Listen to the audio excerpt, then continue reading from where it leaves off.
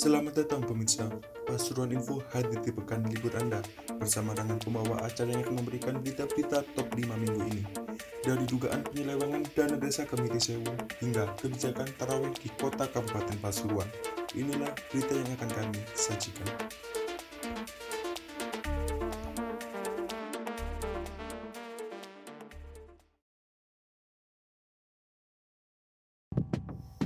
Truk tronton lepas kendali menabrak truk box hingga terjun ke sungai sedalam 15 meter di jalur maut Surabaya Malang, Desa Padirejo, Kecamatan Purwodadi, Kabupaten Pasuruan. Kedua kendaraan rusak berat dan 4 orang mengalami luka. Kecelakaan bermula saat truk tronton R1412 CA bermuatan kayu sengon melaju dari arah Malang. Di lokasi, truk yang dimudikan Samsul Ridwan 41 tahun, warga Wajak, Kabupaten Malang, itu hilang kendali. Truk tronton menabrak median jalan, kemudian menyasak tiang BCU lalu menabrak truk box N9362CF di depannya. Setelah menabrak truk box, truk tronton oleng dan terguling hingga muatan berserakan. Sementara, truk box muatan makanan ringan menabrak guardrail sepanjang 30 meter jebol hingga truk box masuk ke sungai sedalam 15 meter. Usai menghantam bebatuan di dasar sungai, sopir dan kenek truk box Toha 36 tahun langsung keluar menyelamatkan diri dan ia mengalami luka.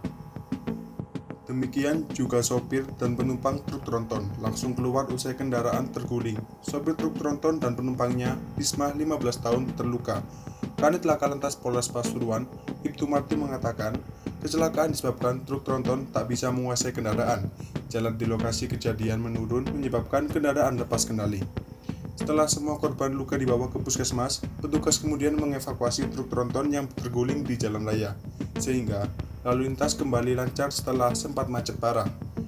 Namun, truk box yang masuk sungai baru dievakuasi setelah 12 jam kemudian karena petugas menunggu alat berat.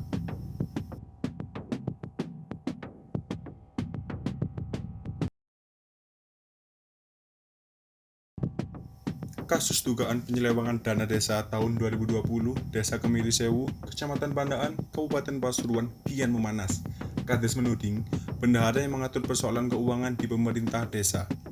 Rifai, Kades Kemiri Sewu menegaskan dirinya hanya mengesahkan dengan memberikan tanda tangan, disinggung terkait dugaan penyelewengan dana desa tahun 2020.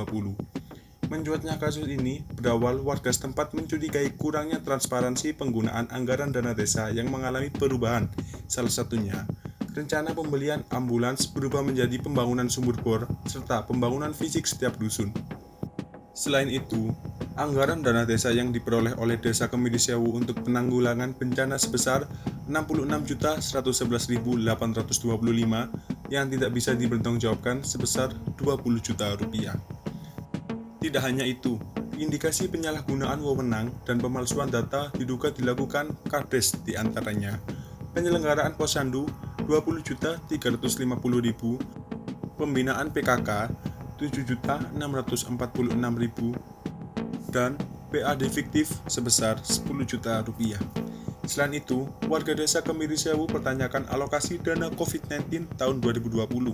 Diduga terdapat penyalahgunaan anggaran dana desa tahun 2020 sebesar 31 juta rupiah untuk penanganan COVID-19. Mediasi di Balai Desa Kemiri Sewu berlangsung tegang.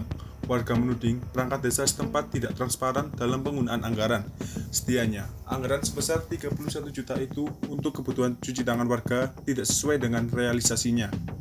Mantan bendahara Desa Kemiri Sewu, Yusuf, yang menjawab pertanyaan warga mengatakan, ia hanya menjalankan anggaran yang sudah disepakati oleh kepala desa, sehingga Yusuf mengaku tidak tahu terkait selisih anggaran dan realisasi. Namun, saat diminta menjelaskan waktu pembelian tandon dan alat-alat untuk cuci tangan, Yusuf menjawab anggaran tersebut turunnya bertahap, tanpa memberikan penjelasan tanggal pembelian. Saat diminta menjelaskan dugaan selisih antara perencanaan dengan realisasi pengadaan tempat cuci tangan, ia mengaku tidak tahu. Sementara itu, Kepala Desa Kemiri Sewu, Rifai, mengatakan dirinya memang membelanjakan sejumlah uang untuk kebutuhan cuci tangan warga, di antaranya untuk pembelian tandon air dan wastafel. Aksi saling lempar tuduhan terjadi, sementara warga mendesak kasus ini segera tuntas, lantaran sudah 5 kali mediasi dilakukan warga bersama Pemdes dan Muspika Kecamatan Pandaan, namun tidak ada kejelasan. Karena berlarut-larut, Camat Pandaan Yudianto menengahi dengan menyarankan agar menunggu inspektorat untuk memeriksa keuangan desa, sehingga bisa dibuktikan apakah memang ada penyalahgunaan anggaran. Kapolsek Pandaan, Kompol Marwan mengatakan, jika memang tidak ada kejelasan, maka ia menyarankan agar inspektorat turun untuk memeriksa anggaran dimaksud. Mendengar penjelasan dari Muspika, warga yang sebenarnya belum puas memilih menerima hasil mediasi, yakni menunggu inspektorat memeriksa anggaran penanganan COVID-19 yang bersumber dari dana desa.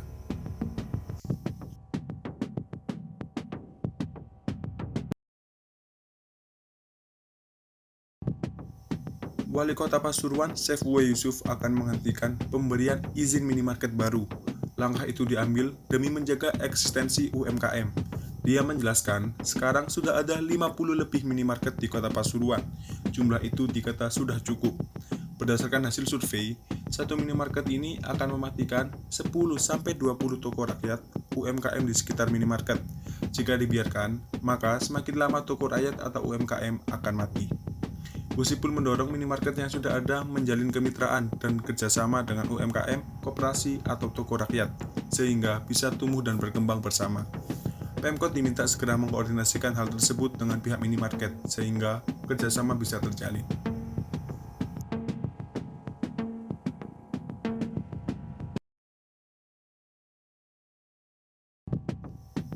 Wali Kota Saifullah Yusuf atau Gus Ipul melaunching pasukan khusus bernama Laskar Sapu Bersih atau LSB dan menanam pohon tarbebuya di Kota Pasuruan. Itu dilakukan agar Kota Pasuruan tetap bersih dan cantik. LSB ini beranggotakan 229 orang. Mereka bekerja secara bergantian atau dibagi per shift, yaitu pagi, siang, dan malam. Sistem kerjanya pun mobile atau berkeliling. Ada sampah, langsung disapu dan dibersihkan agar lingkungan tetap terjaga dan bersih. Selain menekankan semangat kerja pasukan LSB, Gus Ipul juga mengajak peran serta masyarakat untuk sadar menjaga kebersihan. Sebab, urusan kebersihan Kota Pasuruan adalah tanggung jawab semua warganya. Untuk penanaman pohon tabebuya akan dilakukan di Jalan Raya Kota Pasuruan. Untuk saat ini, penanaman masih berada di Jalan Raya Panglima Sudirman dan akan berlanjut ke jalan lainnya dengan menyesuaikan anggaran. Tidak hanya itu, Dinas Pekerjaan Umum dan Penataan Ruang Kota Pasuruan mulai mengecat sejumlah saluran air di Kota Pasuruan, Kamis 8 April 2021. Pengecatan ini dilakukan untuk mempercantik saluran air di sejumlah titik Kota Pasuruan yang selama ini kusam dan kurang terawat. Upaya mempercantik tampilan Kota Pasuruan itu sudah berjalan selama sepekan terakhir, sebagai bagian dari mewujudkan misi Pasuruan Kota Madinah.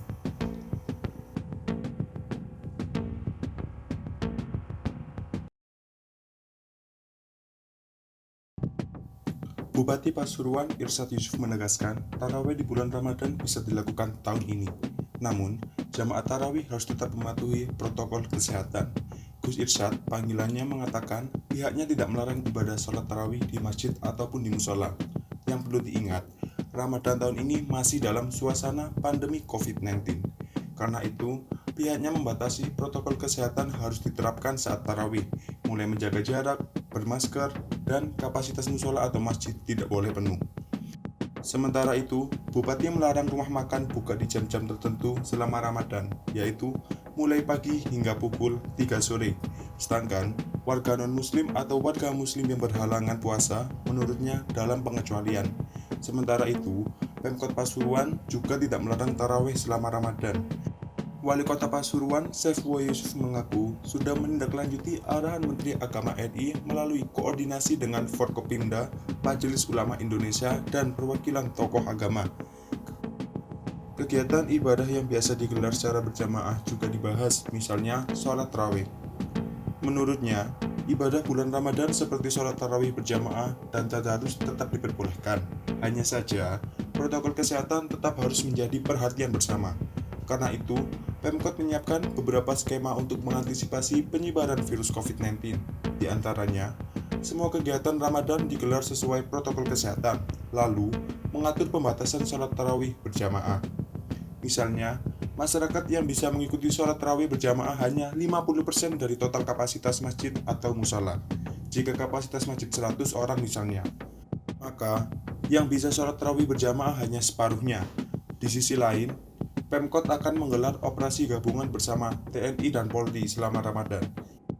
Tujuannya agar masyarakat bisa melewati bulan suci dengan penuh kedamaian dan merasa aman.